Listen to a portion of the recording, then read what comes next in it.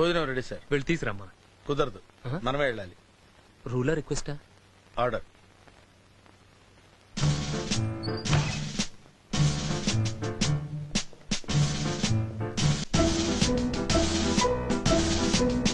ఇది తినడానికి నడుస్తున్నట్లేదురా, తిన్నది అరగడానికి నడుస్తున్నట్టు. వస్తున్నా.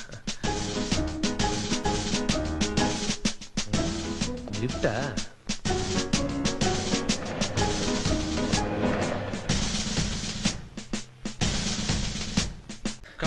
ఇక నా వల్ల కాదు. అమ్మో, అయ్యో, ఇంకెక్కడరా బాబు?